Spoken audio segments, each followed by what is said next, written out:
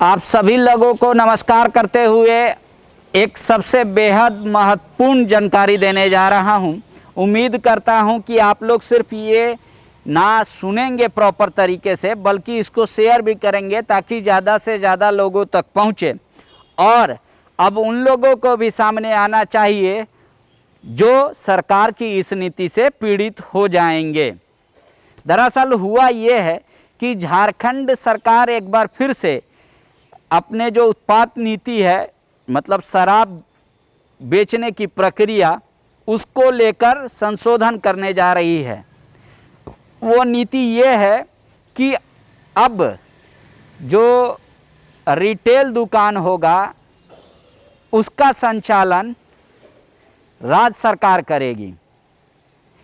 हो सकता है चूँकि अभी कुछ ही दिन पहले होलसेलर का सारा लाइसेंस 24 निर्गत किया गया है, 24 लाइसेंस होलसेलरों को। जब उनकी अवधि भी पूरी हो जाएगी तो होलसेलर का भी काम अब सरकार करेगी।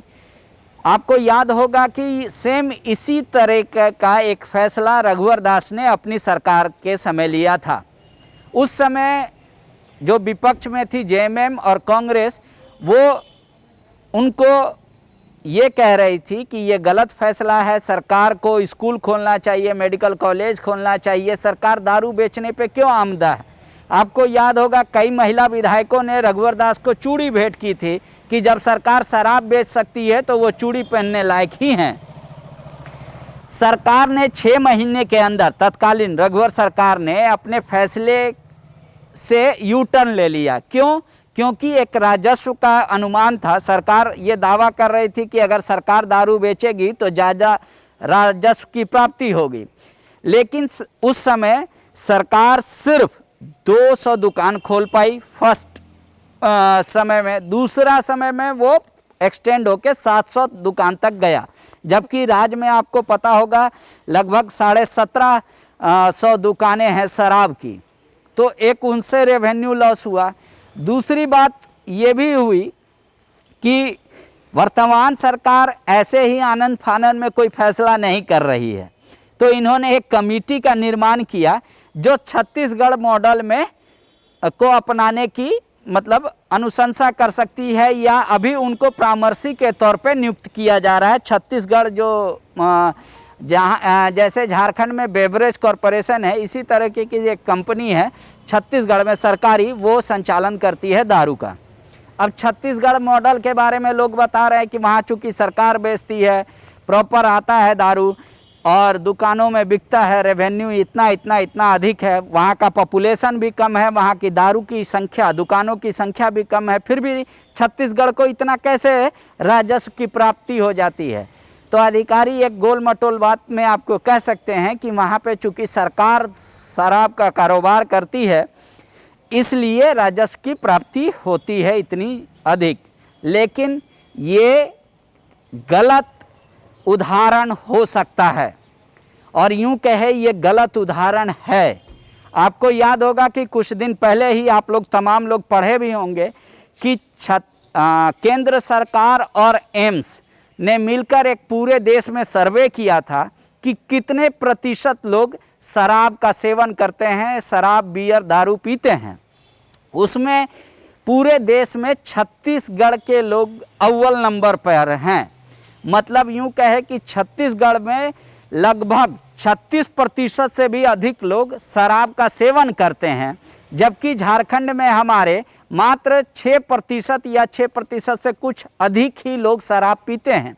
तो इस एंगल को रोक दिया जा रहा है, या कोई देखने वाला नहीं है, या इस पे कोई डिस्कशन नहीं होता। डिस्कशन सिर्फ इस बात को लेकर हो रही है कि जब सरकार संचालन करेगी तो भ्रष्टाचार कम होंगे और शराब दुकानों की संख्या भी कम होगी, फिर भी राजस्व की प्राप्ति होगी। क्यों? क्योंकि यहाँ 3.5 करोड़ की आबादी, बगल में छत्तीसगढ़ 2.5 करोड़ की आबादी। यहाँ आप राजस्व की देख लीजिए, दुकान लगभग अभी 1500 कार्यरत हैं, वहाँ 600 कुछ कार्यरत है, फिर भी वहाँ कैसे इतना राजस्व आ रहा है। लगभग 4700 करोड़ रुपए का वहाँ का लक्ष्य है सरकार का। और वहाँ की सरकारें आज का 5 साल का पुराना डाटा भी लेंगे तो 4000 करोड़ प्लस राजस्व का संग्रह करती है, जबकि झारखंड में ये 1500, 1600, 17100 इस तरीके का करोड़ का ये आंकड़ा है दारू से राजस्व का। लेकिन इस एंगल को साइड करके कि वहाँ के ज़्यादा लोग शराब पीते हैं, एक नया फार्मूला दिया जा रहा है और ये शंका जाहिर की जा रही है कि जैसे ही परामर्शी इनको नियुक्त कर लिया जाएगा छत्तीसगढ़ की कंपनी को, उसके बाद सरकार अगले वित्तीय वर्ष से हो सकता है कि झारखंड में भी शराब का कारोबार करेगी। लेकिन आपको याद होगा इसको लेकर जिस तरीके से कभी कांग्रेस और जेएमएम एग्रेसिव रहती थी रघुवर दास पे, हो सकता है कि अब वर्तमान में बीजेपी उस पर एग्रेसिव हो जाएगी। सबसे मज़ेदार बात ये बताता हूँ आपको, शराब ऐसी चीज़ है जो सरकार को ताकत भी देती है और कमज़ोर भी बनाती है। जो अभी छत्तीसगढ़ में जब रमन सिंह की सरकार थी, अर्थात बीजेपी की सरकार थी, तो शराब को लेकर बहुत ज़्यादा वहाँ पर टीका टिप्पणी हुआ करता था।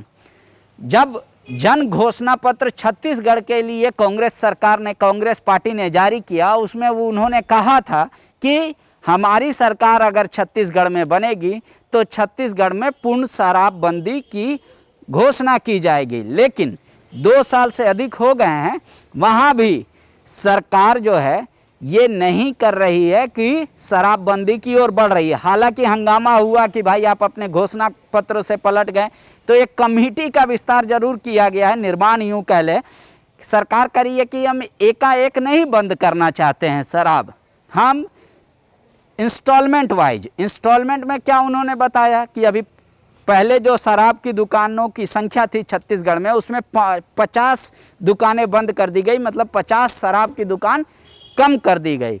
इस तरीके से वो लोग इंस्टॉलमेंट में एक्चुअली बंद करना चाहते हैं। लेकिन इसके पीछे का कारण भी जानना होगा।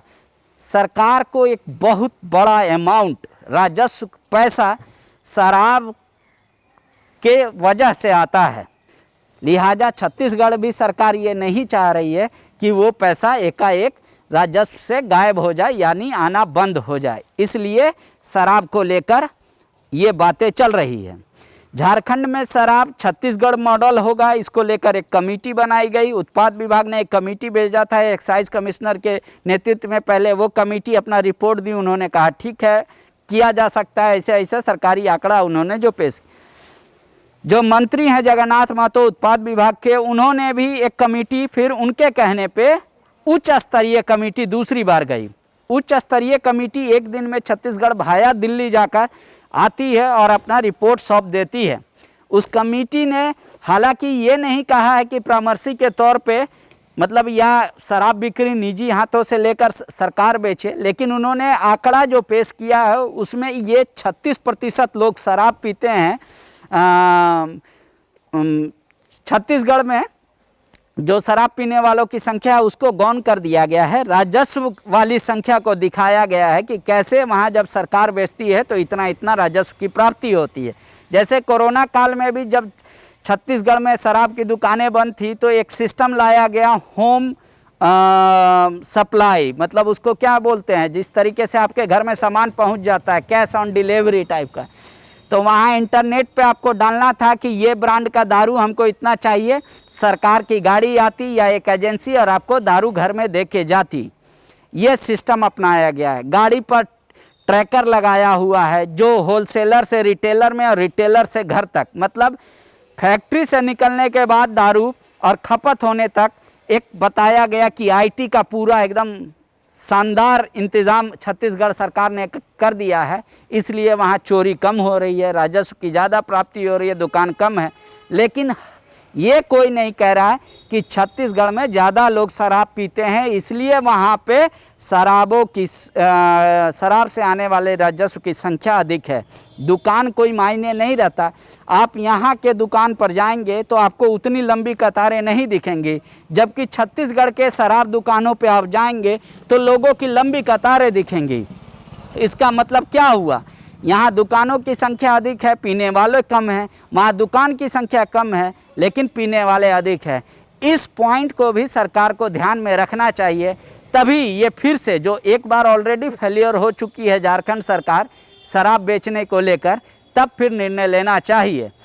अब एक और एंगल भी देखना होगा। जब शराब का कारोबार झारखंड सरकार या कोई भी सरकार करेगी तो अभी जो वर्तमान में मान लीजिए 1500 दुकान संचालित है और 1700 में 250 अभी बंद है, तो 1500 दुकानों में अगर एक दुकान पे औसतन 3 आदमी रखे तो 4500 लोग तो सीधे बेरोजगार हो जाएंगे जो अभी नौकरी कर रहे हैं या व्यवसाय से जुड़े हुए हैं। दूसरी बात, जब सरकार शराब का कारोबार करेगी तो कहाँ पर दुकान खोलनी चाहिए? अगर जिस तरीके से रघुवर दास पे उंगली उठ रही थी कि किशोरगंज में अगर मान लीजिए अमुक शराब की दुकान खोलनी है, जैसे बंदोबस्त करना है, तो सरकार बिना टेंडर निकाले कैसे फिक्स कर सकती है? मान लीजिए एक शराब दुकान के बगल में दूसरा दुकान है जनरल स्टोर, उसका भी मालिक कहता कि अगर सरकार बोलती कि हम शराब बेचेंगे तो हम 5000 के जगह 3000 किराया लेते, तो एक वहाँ पे टेंशन। वो जो मैन पावर सप्लाई होगा शराब दुकानों में वो कौन करेगा? वो क्या राज्य सरकार के कर्मचारी होंगे या फिर किसी एजेंसी को दे दिया जाएगा कि आप मैन पावर सप्लाई कीजिए? उनको कितना वेतन मिलेगा? उनकी नौकरी कितने दिनों तक होगी? ये सब देखना होगा। कुल मिला के 1 लाख लोग प्रभावित हो जाएंगे अगर निजी हाथों में शराब निकल के सरकार के पास जाएगा, और इसका लाभ कितने लोगों को होगा ये फिलहाल कहना मुश्किल है। क्यों? क्योंकि रघुवर सरकार जब बेवरेज कॉरपोरेशन के तहत 65 युवाओं को रोज़गार पे रखी, अब जब निजी हाथ में है शराब तो वो 65 लोग बेरोज़गार हैं। आज के डेट में उनके पास कोई काम नहीं है, नौकरी भी चली गई है। क्या झारखंड सरकार भी एक बार फिर से यूं ही करना चाहती है? जिसके हाथ में रोज़गार है उनको फिर से बेरोज़गार करना चाहती है। सोचिएगा जगन्नाथ महतो जी कि आप क्या फैसला लेंगे। क्यों? क्योंकि ये जो अगर सरकार शराब बेचेगी, ये टेस्टेड है फार्मूला झारखंड में एक बार, और उसमें राजस्व का घाटा भी हुआ था। फिर एक बार दोबारा उस राह पे जाने से पहले बहुत ज़्यादा ठोक बजा के लीजिएगा। लेकिन जैसे ही सरकार अगर शराब का कारोबार करेगी, निश्चित मानिए पार्टी के अंदर इसको लेकर चर्चाएं तरह तरह की तेज हो जाएंगी। शुक्रिया। TheFollowUp.in. Like, share, and subscribe. www.thefollowup.in